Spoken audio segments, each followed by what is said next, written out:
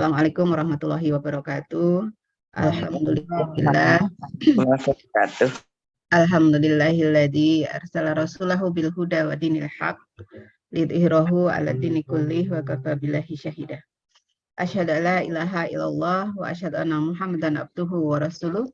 Allahumma sholli ala Muhammad wa ala ali Muhammad amma ba'du.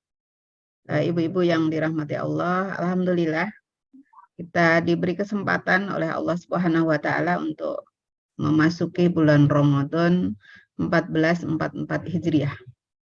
Mudah-mudahan kita dapat memanfaatkan bulan Ramadan ini dengan mengisinya dengan ibadah terbaik, amal soleh terbaik, dan karya-karya terbaik kita, insya Allah. Nah, tema kali ini luar biasa, ini ibu-ibu, kematian dan perjalanan ruh ya. Jadi orang yang memikirkan kematian itu adalah orang yang cerdas, kata Rasulullah SAW. Jadi salah satu indikator kecerdasan adalah orang yang paling banyak mengingat mati. Dan ketika kita membahas materi ini adalah wasilah bagi kita semua untuk mengingat kematian. Harapan kita adalah mudah-mudahan pada saat Allah memanggil kita dalam keadaan terbaik, ya, dalam keadaan husnul khotimah, sehingga pada saat di yaumil hisab nanti Allah tempatkan kita di surganya. Baik, kematian, ya, kematian ini adalah merupakan sebuah kepastian. Yang hidup itu pasti mati, tidak bisa dihindari. Jadi bagaimanapun kuatnya seseorang, bagaimanapun kuatnya makhluk hidup, pasti dia akan merasakan kematian. Ya. Dalam Al-Qur'an surat Al-Anbiya ayat 34 Allah berfirman, A'udzubillahi minasyaitonirrajim, wa ma ja'alna li basyarim min khalbikal khuld afa immitta fahumul khalidun. Ya. Kami tidak menjadikan hidup abadi bagi seorang manusia pun sebelum kamu, wahai Muhammad, maka jikalau kamu mati, apakah mereka akan kekal? Ya, jadi Allah tidak menjadikan manusia itu hidup abadi, tidak ada. Bahkan Rasulullah SAW memberitakan kepada kita bahwa usia umat Nabi Muhammad SAW itu baina sittin wa sab'in, antara 60 dan 70 tahun. Nah, sehingga kita yang sudah memasuki usia 60 tahun itu berarti sudah masuk di antara itu. Yang memiliki usia lebih dari 70 tahun berarti Allah berikan pada kita bonusnya. Nah, mudah-mudahan kita termasuk orang-orang yang memiliki usia yang berkah, ya, usia yang panjang dan penuh dengan kebaikan. Itu usia yang berkah. Sebaliknya, usia yang tidak berkah itu usia yang panjang tetapi diisi dengan berbagai keburukan. Gitu. Nah, karena kita tidak akan mengalami hidup abadi, maka kita harus mempersiapkan diri. Ya, salah satunya dengan memahami apa itu kematian. Ya. Nah, tentang kepastian kematian itu di dalam surat Al-Anbiya juga ayat selanjutnya Allah berfirman kullu nafsin dha'iqatul maut. Ya. Tiap-tiap yang berjiwa akan merasakan mati. Wa nabluukum bisyarri wal khairi fitnah wa ilaina turja'un. Ya, kami akan menguji kamu dengan keburukan dan kebaikan sebagai cobaan yang sebenar-benarnya, dan hanya kepada kamilah kamu dikembalikan. Nah, jadi Allah Subhanahu wa taala itu menjadikan kematian itu sebuah kepastian. Tetapi kita tidak diberitahu kapan usia kita selesai. Nah, jadi kematian itu rahasia, kita tidak tahu. Nah, sehingga kita bisanya adalah berharap dan mempersiapkan kematian yang terbaik. Kematian yang husnul khotimah. Nah. Ayat yang berikutnya menjelaskan bahwa kematian itu tidak bisa ditunda dan tidak bisa diawalkan. Orang yang sudah sakit bertahun-tahun, ya, sudah berobat kemana-mana dan tidak kunjung sembuh, ingin segera meninggal. Kalau belum waktunya meninggal tidak bisa, ya, diawalkan. Sebaliknya orang yang masih muda, sedang populer, sedang menikmati jabatan, menikmati penghasilan yang banyak, dia ingin matinya nanti saja setelah tua. Itu pun tidak bisa. Karena walikulli ummatin ajal fa'idza jaa ajaluhum la yastakhiruna sa'ah wa la yastaqdimun. Ya. Jadi apabila telah datang waktunya, mereka tidak dapat mengundurkannya barang sesaat pun dan tidak dapat pula memajukannya. Tidak bisa dimajukan dan tidak bisa diundurkan. Sudah jelas, ya, sudah jelas kapan waktunya Allah menentukan dan kita tidak tahu, ya, usia kita sampai kapan. Nah, kematian juga itu terjadi atas izin Allah. Jadi kalau Allah tidak mengizinkan, Allah belum mengizinkan, maka bagaimanapun orang ingin mati, tidak akan mati. Jadi contohnya di dalam kehidupan kita ada berita-berita orang yang ingin bunuh diri, ya. Ada yang minum racun, ada yang gantung diri, ada yang berusaha memotong nadinya, ada yang berusaha menerjunkan dirinya ke jurang dan sebagainya. Meski dia sudah melakukan itu tetapi tidak mati. Karena Allah belum berkehendak, Allah belum mengizinkan dia mati. Nah, maka mati itu atas izin Allah. Nah, jadi kalau kebetulan ada orang yang bunuh diri lalu mati, itu adalah jalan pilihan meninggal yang dia pilih sendiri. Pas waktunya Allah mengizinkan, Allah menentukan kematiannya, dia pilih mati dengan cara su'ul khatimah gitu. Nah, maka kita meyakini saja kepada Allah Subhanahu wa taala bahwa Allah akan memberikan pada kita yang terbaik.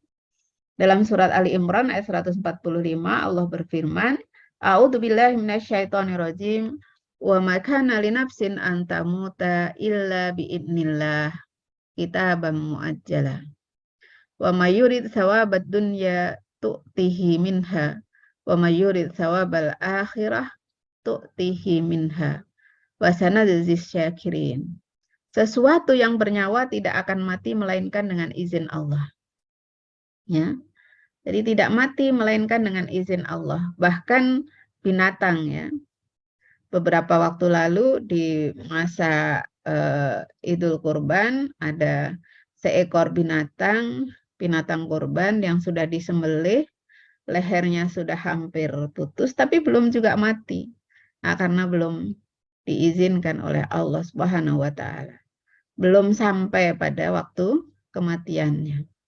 Ada orang yang minum racun berkali-kali, ketahuan saja oleh orang lain karena belum masanya meninggal. Ada orang yang berusaha bunuh diri, tapi belum sampai waktunya maka dia tidak meninggal. Nah, maka barang siapa menghendaki pahala dunia, niscaya kami berikan kepadanya pahala dunia itu. Dan barang siapa menghendaki pahala akhirat, kami berikan pula kepadanya pahala akhirat itu. Dan kami akan memberikan balasan pada orang-orang yang bersyukur. Ya. Jadi ketika kita menginginkan meninggal dalam keadaan husnul khotimah, maka kita fokus pada pahala akhirat. Kita berupaya untuk menjalankan perintah-perintah Allah Subhanahu wa taala dan senantiasa berbuat baik supaya kita mendapatkan husnul khotimah, kematian yang baik. Kematian yang indah. Ya. Nah, kemudian mati itu adalah pemutus amal. Ini dalam hadis riwayat Bukhari, Muslim, Abu Daud, At-Tirmidzi dan Nasai. Ini sangat hadis yang sangat populer. Ya. Wa qala alaihi salam, Rasulullah sallallahu alaihi wasallam, "Idza mata ibnu Adam inqata'a amaluhu illa min salasin. Shadaqatin jariyatin aw ilmin yantafi'u bihi aw waladin salih yad'ulah." Ya. jika manusia itu meninggal dunia, maka terputus amalnya kecuali 3 hal. Sedekah jariyah, ilmu yang bermanfaat, atau anak yang soleh yang mendoakannya. Maka ketika kita ingin supaya amal kita tidak terputus, 3 hal inilah yang kita siapkan. Nah, ibu-ibu, alhamdulillah sebagai seorang dosen ya, yang senantiasa menyampaikan ilmu, mudah-mudahan ilmunya menjadi sedekah jariyah. Ilmu yang bermanfaat. Nah, ada 2 hal dari ilmu ini. Bisa menjadi sedekah jariyah, bisa juga menjadi ilmu yang bermanfaat, yang pahalanya tidak akan terputus walaupun ibu-ibu sudah wafat. Apabila ditambah dengan memiliki anak yang soleh yang selalu mendoakan, maka lengkaplah, ya, lengkaplah amal jariyah itu menjadikan pahala yang tak pernah putus. Nah, apabila kita sudah meninggal, semuanya selesai kecuali yang 3 ini. Nah, bagaimana kemudian ketika seorang manusia sudah diambil kembali ruhnya? Sudah meninggal, dia sudah selesai kehidupannya di dunia. Tentang perjalanan ruh ini saya mengutip satu hadis riwayat Ahmad nomor 18543 dan Abu Daud 4753. Ini hadisnya sangat panjang, jadi saya copy paste ininya saja, terjemahannya. Ada perjalanan ruh ya, baik ruh orang mukmin maupun orang kafir. Hadis ini menurut informasi adalah merupakan hadis sahih. Jadi insya Allah bisa kita jadikan pegangan. Ya. Dari Al-Barak bin Azib radhiyallahu anhu, beliau menceritakan, kami pernah mengiringi jenazah orang Ansor bersama Rasulullah Shallallahu Alaihi Wasallam. Sesampainya di kuburan dan menunggu liang lahatnya dibenahi, Rasulullah duduk menghadap kiblat. Kami pun duduk di sekitar beliau dengan khusyuk, seolah di kepala kami ada burung. Artinya apa? Para sahabat mengiringi Rasulullah Shallallahu Alaihi Wasallam ketika beliau sedang berada di kuburan seorang Ansor, duduk secara khusyuk, memiliki pikiran masing-masing. Ketika itu Rasulullah belum berbicara apa-apa. Jadi para sahabat mengikuti Rasulullah dan menanti apa yang akan disampaikan oleh Rasulullah Shallallahu Alaihi Wasallam. Nah, di tangan Rasulullah Shallallahu Alaihi Wasallam ada ranting, lalu beliau tusukkan ke tanah, kemudian beliau menengadah ke langit, lalu beliau menunduk. Beliau ulang 3 kali, kemudian beliau bersabda, ya, Ista'idzu billahi min adabil qabr, ya, maratain, aw salasan, ya. Mintalah perlindungan kepada Allah dari azab kubur.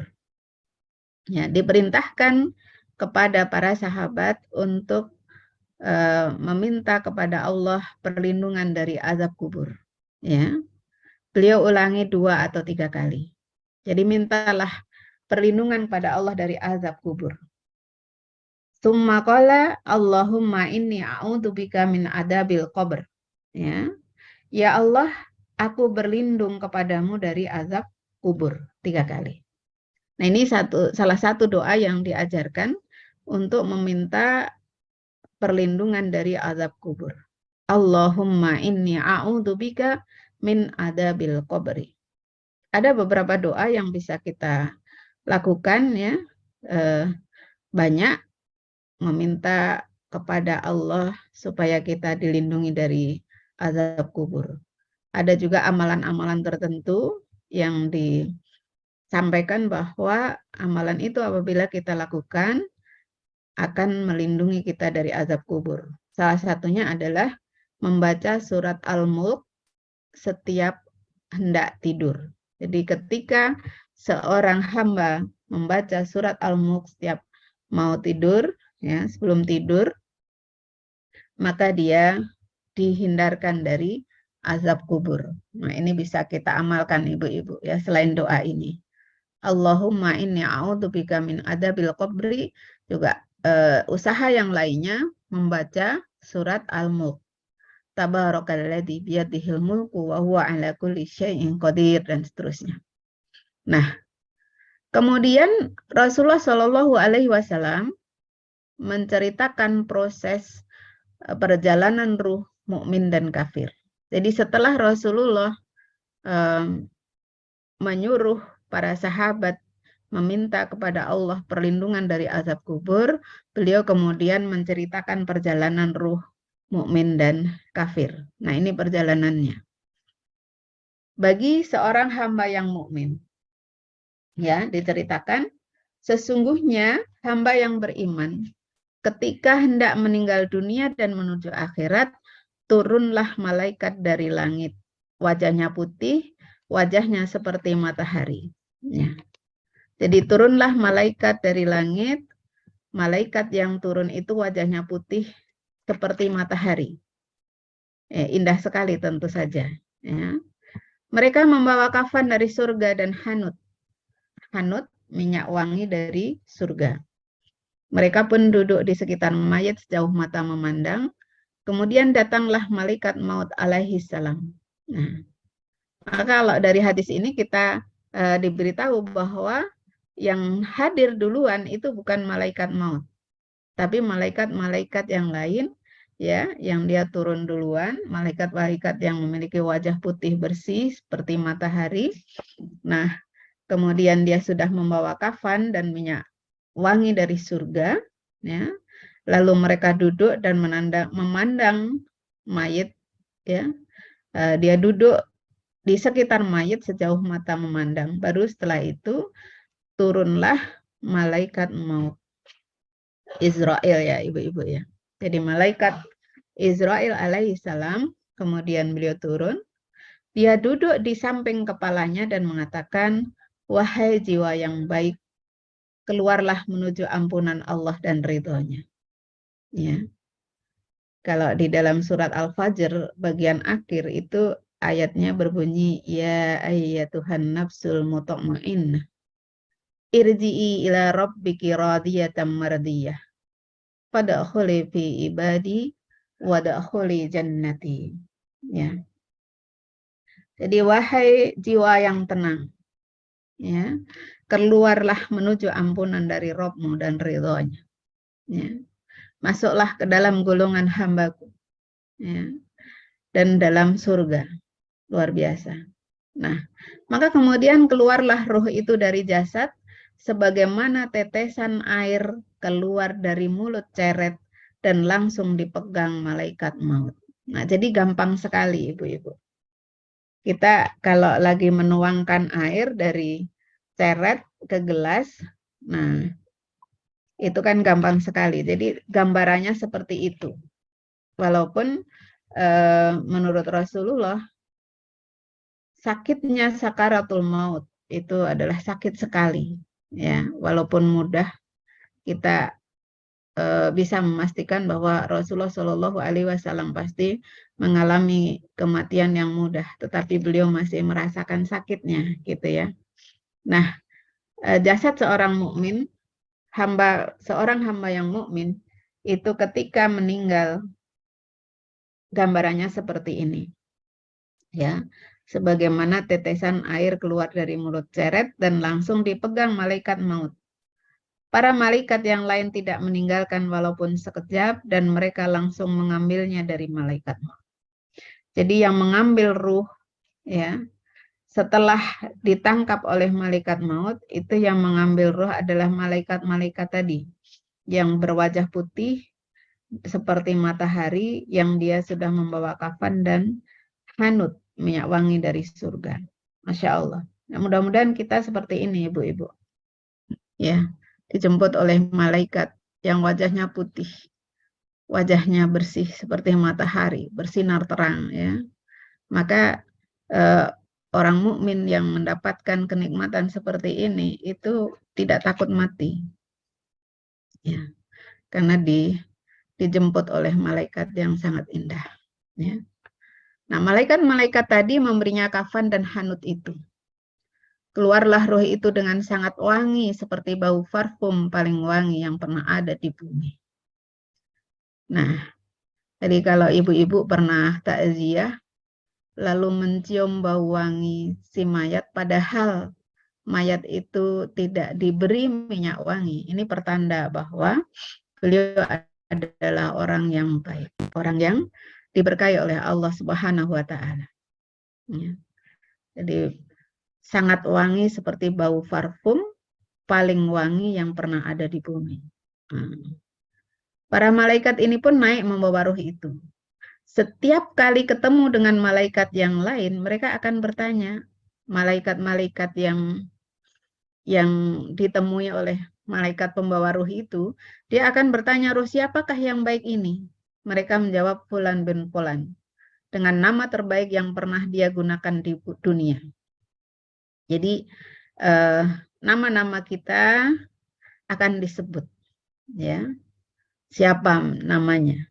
Nah, nanti akan disebutkan oleh malaikat maut yang malaikat-malaikat yang membawa ruh kita ke langit, ya, hingga sampai di langit dunia. Mereka minta agar pintu langit dibukakan, lalu dibukakan. Mereka naik menuju langit berikutnya dan diikuti para malaikat langit dunia hingga sampai di langit ketujuh. Kemudian Allah berfirman, tulis catatan amal hambaku ini di Iliyin. Ya. Jadi orang yang baik, orang yang beriman, maka ruhnya nanti akan disimpan, akan dicatat, ya. Amal-amalannya akan dicatat di Iliyin. Nah, apakah Iliyin itu? Dijelaskan di sini, ya, bahwa Iliyin adalah kitab yang bertulis yang disaksikan oleh para malaikat. Nah, lalu setelah catatan itu dimasukkan di Iliyin, Allah berseru, kembalikan hambaku ke bumi. Karena dari bumi aku ciptakan mereka, ke bumi aku kembalikan mereka, dan dari bumi aku bangkitkan mereka untuk kedua kalinya. Maka dikembalikanlah ruhnya ke jasadnya. Kemudian mayit mendengar suara sandal orang yang mengantarkan jenazahnya sewaktu mereka pulang setelah pemakaman. Jadi ibu-ibu, ketika seseorang wafat, ya, ketika dia orang mukmin, catatan amalnya disimpan di Iliyin, lalu ruhnya dikembalikan. Dikembalikan, dia hidup di alam barzah. Ya. Jadi pada saat dikembalikan itu, jenazah sudah dimakamkan. Maka dia bisa mendengar suara sandal orang yang mengantarkan jenazahnya sewaktu mereka pulang setelah pemakaman. Ya. Dan setelah itu, setelah pengantar jenazah pulang, maka datanglah dua malaikat yang keras gertakannya. Ya. Dalam riwayat lain dikatakan malaikat itu warnanya hitam biru. Lalu mereka menggertaknya dan mendudukkan si mayat. Ya. Malaikat penjaga kubur yang dia akan bertanya kepada malaikat ini tentang beberapa pertanyaan. Ya. Di antaranya adalah pertanyaannya, siapa Robmu? Apa agamamu? Dan siapa Rasulmu? Ya. Nah ini. Maka ruh seorang mukmin dia akan menjawab ketika ditanya siapa Robmu, si mukmin menjawab Robku adalah Allah. Apa agamamu? Dia akan menjawab agamaku Islam. Lalu siapa orang yang diutus di tengah kalian? Si mukmin menjawab dia Rasulullah Shallallahu Alaihi Wasallam. Sang malaikat bertanya lagi, bagaimana amalmu? Jawab mukmin, saya membaca kitab Allah, saya mengimaninya dan membenarkannya. Ya. Jadi ketika seorang mukmin mampu menjawab pertanyaan-pertanyaan ini, maka insya Allah dia akan mendapatkan nasib yang baik. Nah, pertanyaan malaikat siapa Robmu, apa agamamu, siapa nabimu, ini merupakan ujian yang terakhir. Jadi kalau kita sekolah atau kita kuliah, ibu-ibu dosen memberikan soal ujian begitu ya. Soal ujian terakhir bagi seorang mahasiswa itu ketika dia kalau S1 sidang skripsi ya, soal ujian terakhir. Nah, maka manusia atau ruh, ujian terakhirnya adalah pertanyaan ketika dikubur itu. Siapa Robmu, apa agamamu, dan siapa nabimu? Pertanyaan ini disampaikan dengan bahasa Arab. Ya. Man Rabbuka, Madinuka, Man Nabiyuka. Ya. Dan tidak ada penterjemah. Tapi tidak usah khawatir, ketika kita seorang yang beriman, insya Allah bisa menjawab. Ya. Nah, maka Allah memberikan keteguhan bagi mukmin untuk menjawabnya. Seperti firman-Nya dalam surat Ibrahim ayat 27. Yusabbitullahu alladzina amanu bil qawli tsabit fil hayatid dunya wa fil akhirah. Allah meneguhkan iman orang-orang yang beriman dengan ucapan yang teguh itu dalam kehidupan di dunia dan di akhirat. Nah, insya Allah kita sudah berlatih sepanjang usia kita. Ya. Ketika ditanya siapa Tuhanmu, Tuhanku Allah. Apa agamamu? Agamaku Islam. Siapa nabimu? Nabiku adalah Nabi Muhammad Sallallahu Alaihi Wasallam. Maka insya Allah, karena Allah berjanji meneguhkan ucapan yang teguh itu dalam kehidupan kita dunia dan akhirat. Jadi bismillah ibu-ibu, insya Allah mudah-mudahan Allah meneguhkan hati kita, meneguhkan keyakinan kita, ya, menjadikan kita mampu menjawab pertanyaan malaikat di alam kubur nanti. Nah, sehingga ketika kita bisa menjawab dengan jawaban yang benar, maka insya Allah kita akan selamat dari siksa. Nah, setelah itu tiba-tiba ada suara dari atas, hambaku benar, bentangkan untuknya surga, beri pakaian surga, bukakan pintu surga untuknya. Dia pun mendapatkan angin surga dan wanginya surga, dan kuburannya diluaskan sejauh mata memandang. Nah, jadi orang-orang mukmin yang akan mendapatkan surga di hari akhirat kelak sudah diperlihatkan pintu surga kepadanya. Sudah dirasakan wanginya angin surga padanya pada saat dia masih di alam kubur. Nah, jadi orang-orang yang sudah wafat di zaman dulu sudah beratus tahun di dalam kuburnya, kalau beliau calon penghuni surga, mereka sudah menikmati angin wangi surga, sudah menikmati kuburan yang luas sejauh mata memandang. Nah, maka banyak cerita para ustadz, para penghafal Quran, orang-orang yang baik ketika kuburannya dibongkar ya, karena harus dipindah dengan alasan tertentu, itu banyak sekali yang kafannya masih utuh, ya, yang kafannya masih utuh, tidak busuk, ya, bahkan jasadnya juga masih utuh, masya Allah, ya. Nah, kemudian datanglah orang yang wajahnya sangat bagus, pakaiannya bagus, baunya wangi. Dia mengatakan kabar gembira dengan sesuatu yang menyenangkanmu. Kabar gembira dengan ridha Allah dan surga nan penuh kenikmatan abadi. Inilah hari yang dulu kamu janjikan. Yang kamu dijanjikan. Si mayit dengan keheranan bertanya, semoga Allah juga memberi kabar gembira untuk Anda. Siapa Anda? Wajah Anda mendatangkan kebaikan. Ya. Jadi ketika kita didatangi seorang yang berwajah tampan, baunya harum, ya, dengan mengatakan kabar gembira, menyampaikan kabar gembira, pasti orang yang didatangi itu merasa gembira. Nah, yang ternyata ketika ditanya siapa dia, orang yang berwajah bagus itu menjawab, saya amal solehmu.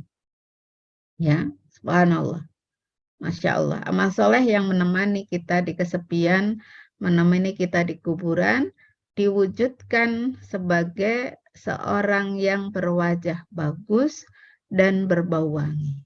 Nah, inilah amal soleh kita. Maka mari kita berupaya ibu-ibu untuk banyak-banyak beramal soleh, terutama di bulan Ramadan seperti saat ini. Ya. Setelah itu kemudian dibukakan untuknya pintu surga dan pintu neraka. Jadi kalau pintu surga tadi sudah dibuka, dia sudah lihat, sudah merasakan angin wangi surga, maka kemudian juga dibukakan pintu neraka. Ya, dibukakan pintu neraka untuk memperlihatkan kepadanya apa isi neraka itu. Nah, maka ketika melihat ke neraka, disampaikan kepadanya, itulah tempatmu jika kamu bermaksiat kepada Allah. Dan Allah gantikan kamu dengan tempat yang itu, maksudnya surga, ya, karena dia berbuat baik, karena dia menjadi seorang mukmin. Ya. Nah, melihat janji surga, si mayat berdoa, wahai Robku, segerakanlah kiamat agar aku bisa berjumpa kembali ke keluarga dan hartaku. Lalu disampaikan padanya, tenanglah. Ya. Jadi kalau calon ahli surga, ya, itu telah meminta kepada Allah supaya disegerakan tibanya hari kiamat karena dia ingin segera masuk ke dalam surga itu. Dia ingin kembali kepada keluarga dan hartanya untuk menikmatinya kembali, ya, untuk bersama kembali, menginginkan bersama-sama dengan keluarganya kembali. Nah, sebaliknya bagaimana dengan hamba yang kafir? Na'udzubillahi min dzalik. Mudah-mudahan kita terhindar dari kekafiran, ya, karena tidak ada jaminan bahwa orang yang muslim akan terus menjadi muslim sampai akhir hayat, ya. Nah, Allah berpesan kepada kita dalam surat Ali Imran ayat 102, ya. Ya ayyuhalladzina amanu taqullaha haqqa tuqatih wa la tamutunna illa wa antum muslimun. Ya. Allah berpesan, wahai orang-orang yang beriman, bertakwalah dengan sebenar-benar takwa kepadanya. Ya. Dan janganlah kamu mati kecuali dalam keadaan muslim. Nah, karena kalau bukan muslim, kalau meninggal dalam keadaan tidak muslim, itu gambarannya akan seperti ini, ibu-ibu. Ya. Seorang hamba yang kafir, ya, ketika hendak meninggal dunia dan menuju akhirat, itu dia ditemui oleh malaikat yang bengis dan keras. Ya. Turunlah para malaikat dari langit yang bengis dan keras, wajahnya hitam, mereka membawa masuh. Masuh itu kain yang tidak nyaman digunakan. Dia kain yang berasal dari neraka. Jadi gambarannya kain masuh ini adalah kain yang sangat kasar, ya. Ketika dipakai sama sekali tidak nyaman di badan. Ya. Mereka duduk di sekitar mayat sejauh mata memandang. Jadi sebagaimana malaikat yang turun bagi hamba-hamba yang mukmin, malaikat yang turun pada hamba yang kafir pun dia juga duduk di sekitar mayat sejauh mata memandang. Kemudian datanglah malaikat maut dan duduk di samping kepalanya. Dia memanggil, wahai jiwa yang busuk, keluarlah menuju murka Allah. Na'udzubillah min dzalik. Jadi kata-katanya juga menakutkan, ya. Wajahnya bengis, keras, hitam, menakutkan. Kata-katanya pun juga menakutkan. Nah, maka ketika orang kafir mau meninggal itu bisa kadang-kadang terlihat ketakutan sekali. Nah ini. Jadi karena memang yang menghadiri dia adalah malaikat-malaikat maut yang galak begitu, ya. Nah, maka kemudian bagaimana? Rohnya ketakutan, ya. Rohnya itu ketakutan.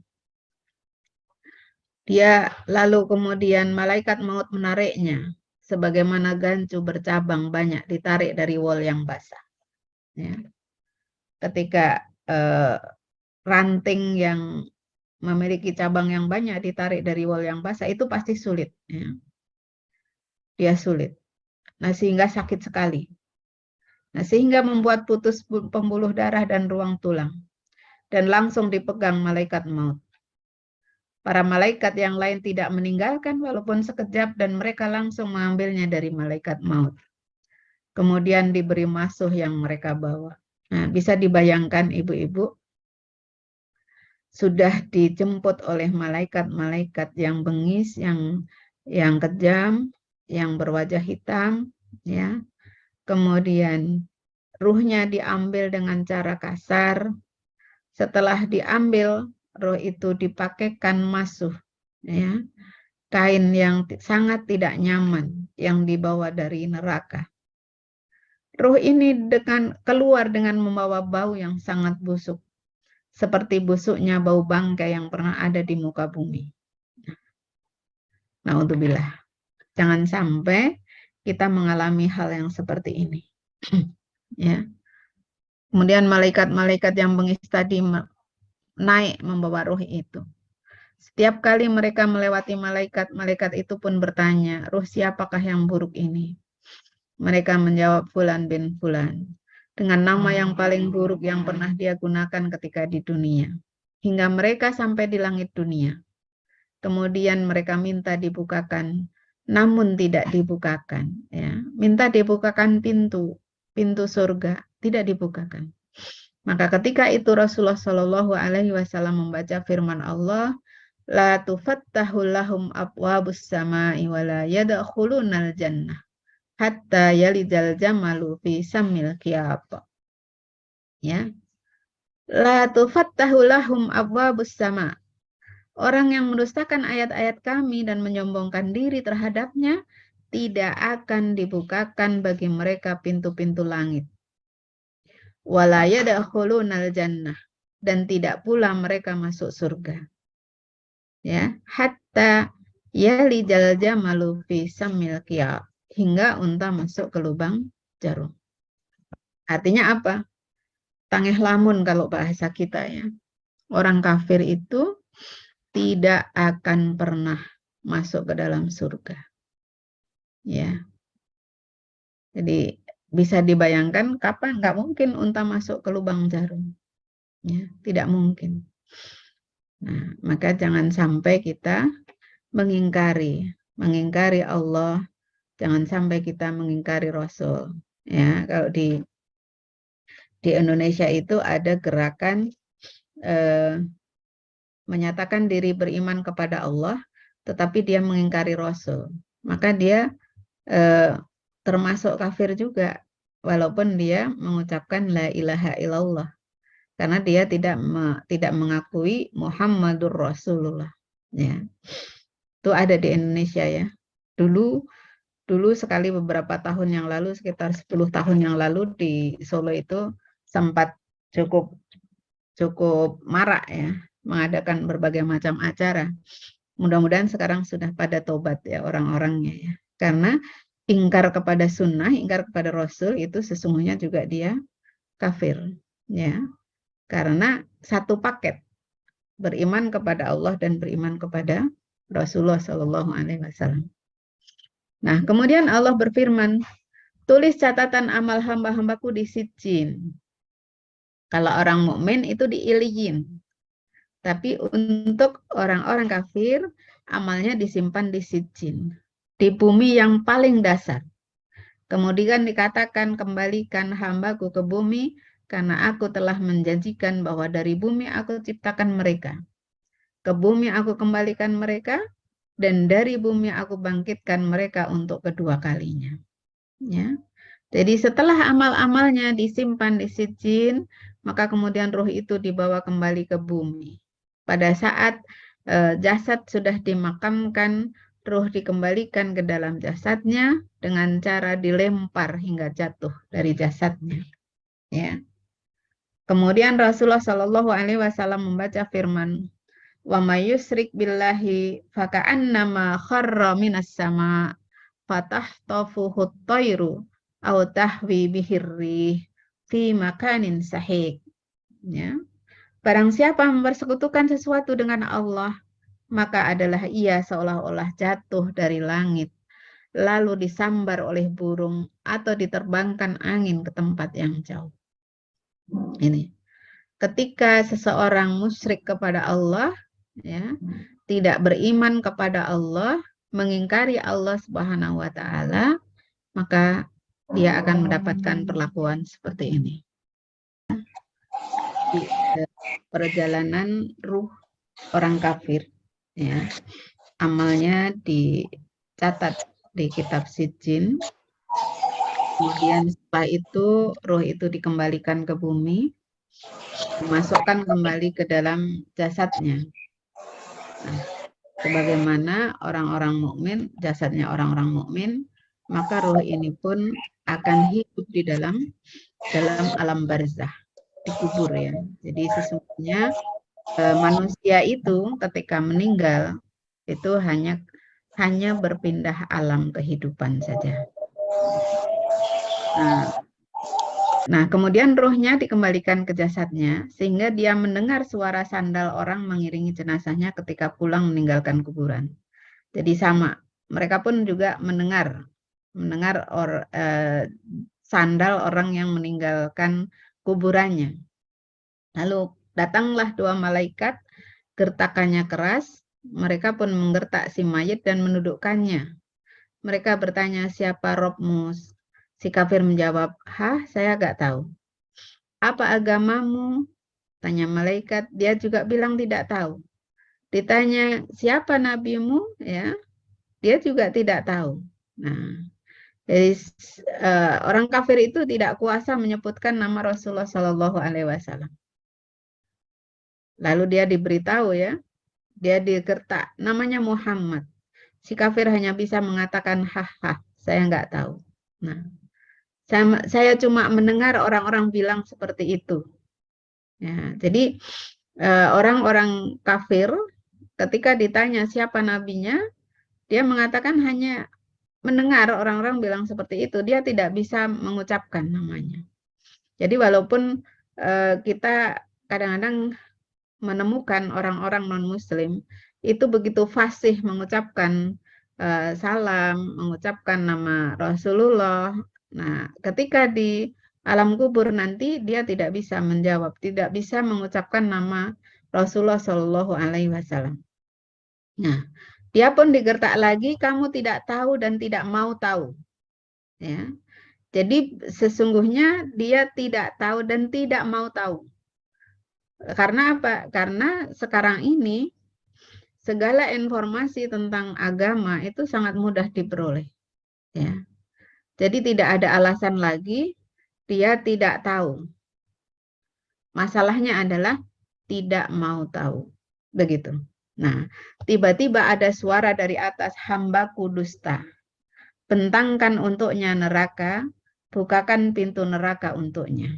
Nah, ini Allah Subhanahu wa taala berfirman kepada malaikat supaya untuk orang kafir dibentangkan baginya neraka dan dibukakan baginya pintu neraka.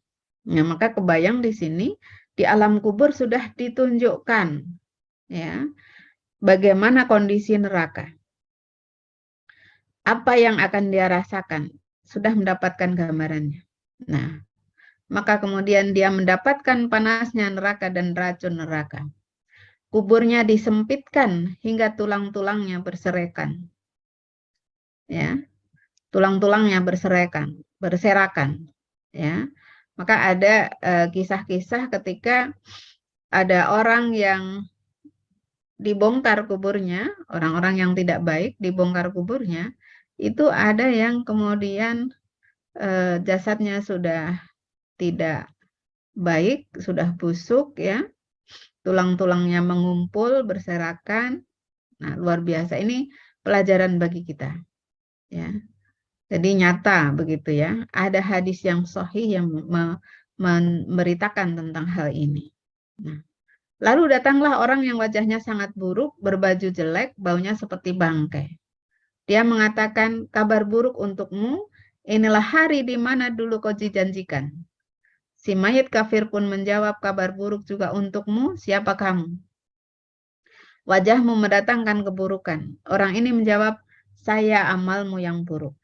Ya, jadi kalau untuk orang mukmin dihadirkan seorang yang berwajah bagus, berwajah tampan, berbau wangi, ya. Bagi orang kafir dihadirkan seseorang yang wajahnya buruk, ya, berbau buruk, bahkan seperti bangkai. Dan dialah amal yang dilakukan oleh orang kafir itu. Amal yang buruk. Ya. Allahu musta'an. Amal buruk itu semakin menyesakkan pelakunya di lahatnya, kemudian dia diserahkan kepada makhluk yang buta, tuli, dan bisu. Dia membawa pentungan. Andaikan dipukulkan ke gunung, niscaya akan jadi debu. Ya, betapa dahsyatnya pukulan itu, sehingga ketika bahkan dipukulkan ke gunung akan menjadi debu. Bagaimana apabila yang dipukul manusia, gitu ya? Gunung saja jadi debu gitu. Kalau manusia ya pasti lebih hancur dari itu. Kemudian benda itu dipukulkan ke mayit kafir dan dia menjadi debu. Lalu Allah kembalikan seperti semula dan dia pun memukulnya lagi. Dia berteriak sangat keras, bisa didengar oleh semua makhluk kecuali jin dan manusia. Lalu dibukakan untuknya neraka dan disiapkan tempatnya di neraka. Dia pun memohon, ya Rob, jangan engkau tegakkan kiamat. Ya. Kalau orang mukmin meminta kepada Allah, ya Rob, percepat kiamat agar aku segera bertemu dengan keluargaku, agar aku segera kembali ke hartaku, begitu ya. Tetapi orang kafir mengatakan, ya Rob, jangan engkau tegakkan kiamat. Jangan engkau jadikan kiamat. Kenapa? Dia tidak tahan, ya. Dia tidak tahan mengalami siksa kuburnya. Nah, inilah perjalanan ruh orang mukmin dan orang kafir. Semoga menjadi pelajaran bagi kita semua, ibu-ibu, mengingat kematian adalah bagian dari hal yang perlu kita senantiasa upayakan supaya kita berhati-hati, ya. Supaya kita selalu teringat akan perbuatan dosa yang akan mengakibatkan kita merasakan, ya, merasakan akibat yang buruk. Tapi kalau kita senantiasa berusaha untuk melakukan amal soleh, maka insya Allah balasannya adalah surga. Nah, karena kematian itu pasti dan kita belum diberitahu kapan kita akan mati, maka disinilah ketika kita masih diberi kesempatan untuk hidup di dunia oleh Allah Subhanahu wa Ta'ala, saatnya lah kita mempersiapkan diri menuju kematian yang husnul khatimah dengan cara melakukan amal-amal soleh yang diperintahkan oleh Allah Subhanahu wa Ta'ala. Dan di bulan Ramadan ini, mari kita berusaha untuk mengisi Ramadan dengan amal-amal ibadah yang terbaik, ya. Memperbanyak tilawah, memperbanyak sholat, ya, sholat sunnah, memperbanyak sedekah, berbuat baik kepada sesama manusia. Mudah-mudahan Allah menjadikan kita orang-orang yang wafat dalam keadaan husnul khatimah dan mendapatkan surga kelak di yaumil qiyamah. Ini yang bisa saya sampaikan, ibu-ibu. Mudah-mudahan bermanfaat. Ini sangat bermanfaat bagi diri saya terutama, ya, yang menyampaikan, karena ini pengingat yang sungguh sangat besar bagi saya. Nah, apalagi usia saya sudah di atas 50, ya. Ya, mendekati 60 kata Rasulullah, baina sittin wa sab'in, ya. Semoga Allah senantiasa menjadikan kita orang-orang yang istiqomah di jalannya.